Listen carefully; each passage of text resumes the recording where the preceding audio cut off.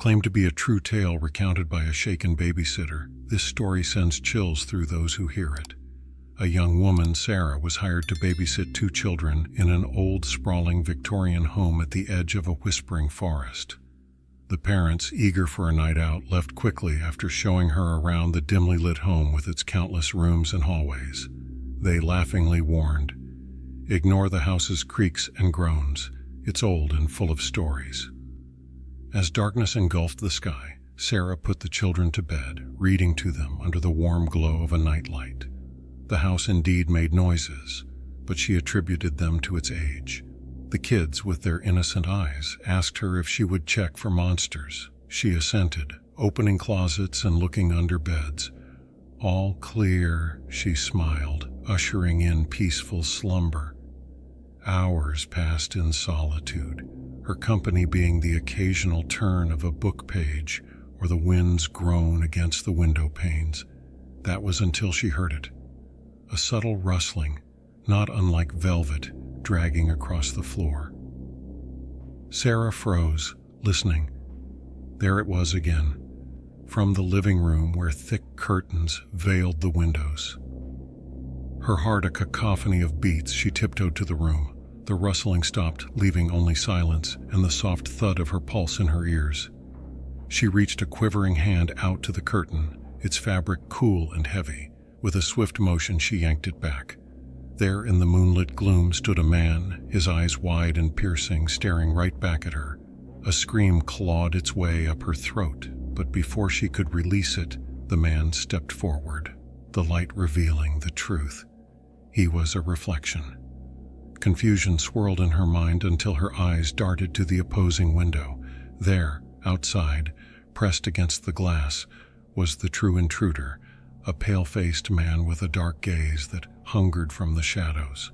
His realness was undeniable, his intentions unclear. Sarah's instincts took over. She bolted upstairs, her single focus to protect the children. She found them, still asleep, blissfully unaware of the heart-pounding terror. Snatching the phone, she dialed 911, her whispers fervent, begging for assistance. Within minutes, which felt like an eternity, the house flooded with the safety of flashing lights and uniformed officers. The man behind the curtain had vanished into the night by the time they arrived. The children, safe and sound, awakened to the commotion with bleary eyes. The officers mentioned a series of sightings and break-ins, all bearing the hallmark of a mysterious man who watched behind curtains, an intruder obsessed with the innocence behind these veiled windows. No one knew his intent, and that was the most harrowing truth of all. Later, when the parents arrived in a frantic rush, Sarah could barely speak. She hugged the children goodbye, knowing, even though she had saved them from what lurked behind the curtain tonight, something of the darkness had stayed with her. For the rest of her life, no curtain went unchecked, no reflection unexamined. And in the quiet of night, she sometimes still heard the ghost of that rustling fabric, a reminder of the evening when her fears were just a curtain's breadth away from reality. I live in a small town. It's so small that everyone knows each other and there's absolutely nothing to do. In my early 20s, my BF, back then 23M1, and I, back then 21F, would ride back roads, and sometimes this old dirt road that lead up a mountain called Treat Mountain. We did often on weekends, and the rides were mostly nice. We just went to the gas station, grabbed a Red Bull and a quick snack and a pack of cigarettes while filling up the tank, and we would just ride until we got tired. We talked and listened to music the entire time. It was really a really peaceful date, one of our favorites to go on. Just a note, Treat Mountain was once famous for being really rough. A bunch of crackheads and hillbillies lived there, as well as a large dogfighting ring. It's been shut down now, though. My BF lived at the base of that mountain, so he knew it well. As scary as it was really really to drive up on a clear night because you could see millions of stars. I love stars. Treat Mountain was where I saw my very first shooting star, so it was always kind of magical to me. My boyfriend was a big dude who always carried a gun and a rifle in the truck with him, so I never really felt unsafe while riding with him either. so of course we would often ride Treat Mountain on the weekends. One night, I remember it was a full moon, and the sky was clear. As you can imagine, it was beautiful. The perfect night to ride up the mountain and stargaze. My BF had bought me a telescope extension for my phone camera, and I couldn't wait to try it out. About an hour into our ride, we came up on about the third clearing.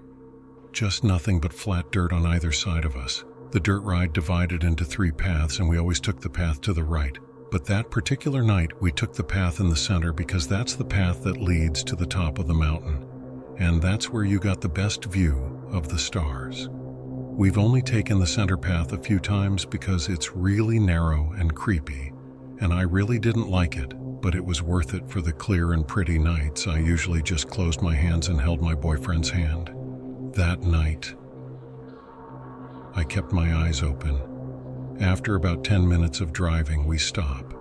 It was dead fucking silent.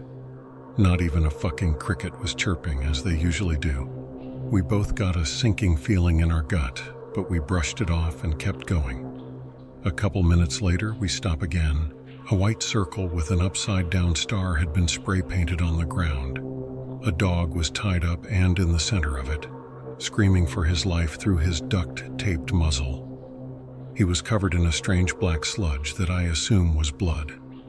"Stay in the truck and lock your door." My BF handed me a spare 9mm that he kept in the center console as he grabbed his 45mm from under his seat. He got out of the truck with his gun cocked and pocked knife out. I watched in terror as my BF pulled the duct tape off of the dog's muzzle.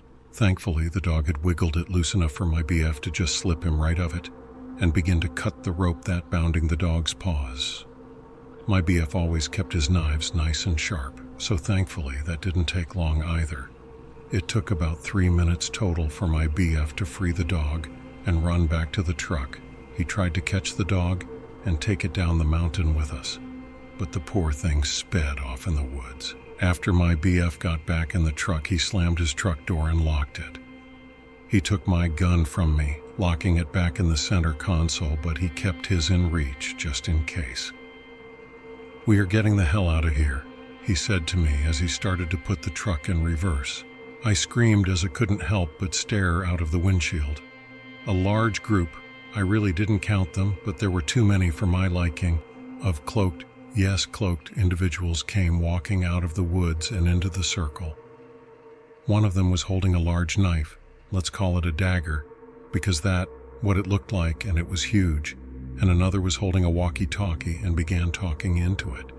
They didn't follow us, but they stared as my BF put the truck in reverse and drove away. It was the fastest I had ever seen someone drive in reverse. We make it halfway back to the clearing where the 3 paths begin, and we see more of them. Another one holding a walkie-talkie and 2 hold canes. One started running for us, but he backed off when he realized my BF did not give a shit if he ran him over or not. Once the guy made it out of the way of the truck, he started picking up rocks and throwing them at us. One rock even made a small crack in my BF's windshield. It's still there to this day, 7 years later. We finally made it to the clearing where my BF could turn around, slung us around, and drive the hell off the mountain. We never saw another cloaked individual again, and none of them looked familiar. To this day, neither of us have ever been back on that mountain. We've told a few people this story, and a couple people have reported similar incidents, but never one as intense as ours. We never saw the dog again, but I hope he got away. I hate driving back roads now, especially at night. This is the backstory about the abandoned house I published a story about a few days back. Once a day in our neighborhood, an old lady is seen to walk out towards the gate of her house, which opened up to the main road, leading towards the beach to place her trash bin for the garbage collectors to take them away. People in the neighborhood called her Granny Dearly, but it was more of a sarcastic calling because she was rude in nature, and she did not give out the typical lovable vibe people are used to in an old lady of her age. Granny Dearly lived alone in her worn-down home, keeping to herself, and once a month she gets a visit from one of her 5 sons to bring her 1 month's worth groceries and leaves without spending much time with her. All of her sons lived lavish lifestyles, with one being a prominent TV presenter in the country and 2 being successful businessmen. The youngest of the family, who was seen relatively more with the granny, was a professional sports figure. Granny Dearly could have lived a happy life with either of her sons, but her rude nature and greed to let go of her house made her irritable among the wives of her sons, and hence no one was willing to stay with Granny. Granny Dearly's life went on with loneliness and despair, and her morning routine of letting her trash out and vanishing into her house to never be seen again till the next day went on. One day, however, nobody noticed her putting out her trash. 2 days passed by and another few days went on just the same until the people living next door noticed a pungent and strong rotting smell coming from the house Granny Dearly lived in. The neighbors called on Granny Dearly, though no one expected her to reply, and attempts to contact her sons failed, as none of her sons seemed to take the dilemma seriously enough to check on her. Finally, the neighbors had to take the matter into their own hands, and along with the local police, a few of them broke the door of Granny Dearly's house down and were immediately hit by the air, concentrated with gases associated with a rotting corpse. The neighbors who were brave enough to venture further into the house found the Lod Granny's corpse dead laid seated on the couch in front of the living room of the house. The interior of the house was damp with cobwebs reaching to the floor from the ceiling. Granny Dearly was truly living a nightmare of a life inside that house of hers, which she refused to move out of. Her corpse had lost its eyes, probably being munched on by vermin, and her corpse was puffed up with maggots eating her flesh away. A truly horrible sight. Her sons were informed, and the money thrown by each of them took care of the disposal of her corpse, with no proper burial or any final rites to put her soul to rest. She was truly a tragedy, both alive and dead, neglected by her own kin. The horror begins about a month later from her death. About a month later, her sons began their dispute regarding the rights to the house Granny Dearly died in. The sons were keen on the property more than about their mother when she was alive. Finally, the sons came to an agreement to sell the property and distribute the money evenly. But the real estate agents keen on fixing a deal on the house had an issue with reports coming from neighboring houses of hearing moans and screams and bone-chilling noises coming out from the abandoned house. Some passerbys even claimed that they had seen Granny Dearly walking about the neglected lawn. The youngest of the sons had enough of the stories and decided to demolish the house down and sell off the land for what it is worth. But every day when he comes in with a wrecking crew, something ominous happens, which terrifies the crew to the level that they would withdraw from the site for good. Some would freak out, saying that they saw Granny Dearly walking inside the house. Some would get hit on the back and pulled away by an unexplained shadow-like entity. Some would fall from the roof while securing beams for demolition, stating that they were pushed from their ladders and their safety harnesses would come off unexpectedly. And finally, the youngest son could not find a crew daring enough to lay their hands on that house. And a few years back, the foundation of the house crumbled and the roof of the house caved in. Some of the sons of Granny Dearly tried their luck in restoring the house, at least to the condition it was in previously before the roof caved in, but every time they repair the roof and reinforce the foundation and add new columns to support the roof, it caves in by about a week, baffling everyone involved in the construction process. To this day, this abandoned house stands with the roof caved in on itself, besides a busy street covered by the bushes and trees that once beautified the little garden of the house. To this day, neighbors say that they can still hear Granny Dearly moving about the house,